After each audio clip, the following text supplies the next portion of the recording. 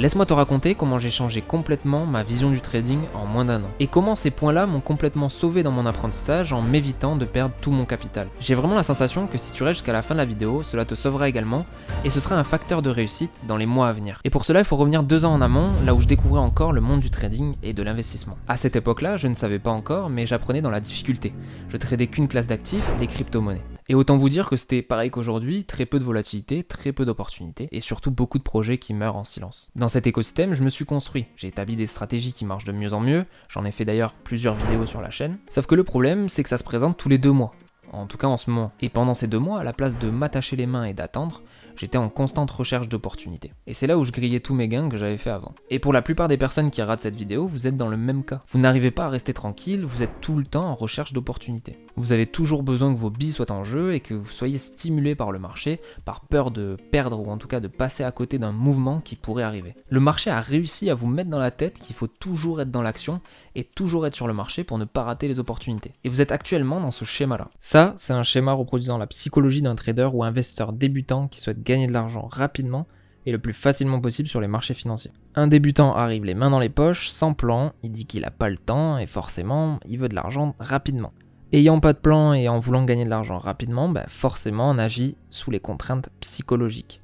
Agir sous les contraintes psychologiques, c'est agir sous l'euphorie, sous la peur de rater le train, ce qui nous amène à agir sur des zones inadaptées ou avec des tailles de position complètement démesurées. Ces actions nous amènent dans des situations inconfortables qui nous font ressentir ce sentiment de culpabilité, à nous poser des questions, pourquoi j'ai fait ça et pourquoi j'ai agi comme cela. Et c'est là que tout se corse. Là, ton ego est impacté, il est touché, et donc tu vas forcément vouloir te refaire. Et c'est là que le drame arrive. À vouloir te refaire, tu vas commencer à accentuer les mauvais choix, à ne plus prendre de décisions rationnelles, ce qui va t'amener à une perte massive et souvent la perte de l'entièreté de ton capital. L'impact de tes émotions sur ton portefeuille est gigantesque. Malheureusement, la plupart des novices se focalisent plutôt sur les bases techniques que sur les bases psychologiques. À tort ou à raison, pour moi, si tu veux être rentable, il va falloir que tu consolides ta psychologie. Attention, j'ai aussi commencé par les bases techniques, mais faut pas oublier que cette discipline est avant tout psychologique. Et c'est là où les différences se créent entre un professionnel et un amateur. Savoir gérer ses émotions n'est donc pas facultatif, et nous allons voir dans cette vidéo 3 concepts qui vont vous faire progresser de manière fulgurante sur la gestion de vos émotions.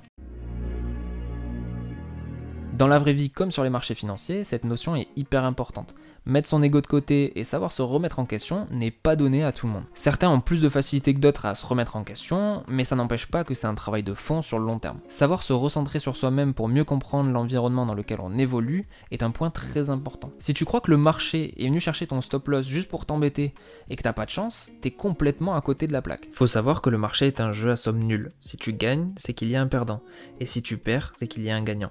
Tu ne peux pas gagner à tous les coups, et c'est souvent la manière dont tu vas gérer tes pertes qui va faire de toi un trader en profit ou non. En relation avec le point précédent, c'est une des notions qui m'a fait gagner le plus d'argent en 2023. On pourrait penser que notre cerveau a tendance à suivre le mouvement, un peu comme un mouton, mais en réalité, on est confronté à une barrière psychologique. Nous disons qu'on ne peut pas rentrer sur le marché parce qu'on arrive trop tard, mais qu'on doit effectuer un trade pour nous récompenser d'être devant les écrans. Pensant que l'option 1 est trop tardive, on choisit l'option 2, qui est d'aller à l'encontre du marché et du flux qui est en place. On se prend pour un sniper qui veut acheter le point bas et vendre le point haut. Malheureusement, ça marche pas comme ça et 95% du temps, vous allez vous faire remettre à votre place. Et dans tous les cas, ça va te demander tellement d'énergie de te positionner à l'encontre du marché, de choisir vraiment le point exact, qu'en fait tu vas accumuler les SL, de la frustration, de la culpabilité, et au final c'est un cercle vicieux qui va t'amener à faire du revenge trade, et qui va finir par une perte de l'entièreté de ton capital. Pour éviter ça, je te propose ma newsletter qui est totalement gratuite que je te mettrai en description. N'hésite pas à la rejoindre, dès ce dimanche je partagerai 3 notions vraiment importantes en complément de cette vidéo qui pourraient vous permettre de vous améliorer dans votre trading. Pour finir, je voulais évoquer un point qui me paraissait vraiment important. Ça peut sembler banal, mais ne pas trader, c'est aussi trader. Quand tu fais autre chose, tu profites de la vie, tu révises des notions, tu fais du backtesting ou juste t'observes, mais il y a d'autres personnes qui essayent de prendre des opportunités sur le marché alors qu'il n'y en a pas. Au final, il va enchaîner les pertes pendant que toi tu resteras à zéro. À ton avis, qui vient de faire la meilleure opération? Observer, c'est un élément clé, que ce soit pour ta progression personnelle ou pour le bien de ton portefeuille. Pendant ce temps-là, tu peux aussi analyser tes anciens trades, voir ce qui a marché, ce qui n'a pas marché, tu peux aussi faire du backtesting, il y en a beaucoup qui aiment faire ça. Tu peux également préparer par exemple tes zones d'intervention pour être préparé au mieux et avoir un coup d'avance sur ceux qui ne seront pas préparés et qui vont agir sous le coup des émotions, alors que toi tu auras tes zones prêtes et tu pourras agir plus sereinement. C'était un plaisir de faire cette vidéo avec vous, j'espère que vous avez aimé également, n'hésitez pas à me le dire en commentaire. Vous avez également mes réseaux directement en description, ma newsletter qui est gratuite et donc vous aurez des concepts tous les dimanches, que ce soit sur la psychologie, l'analyse technique, vous aurez aussi ma vision du marché. Si vous voulez approfondir la gestion des émotions et vous faire accompagner, n'hésitez pas à cliquer sur le lien directement en description. Il y aura des informations beaucoup plus détaillées qui vous permettra de vous améliorer considérablement dans votre approche du trading et les résultats n'en seront que bénéfiques. Sur ce, je vous dis à la prochaine pour de nouvelles vidéos. Ciao ciao.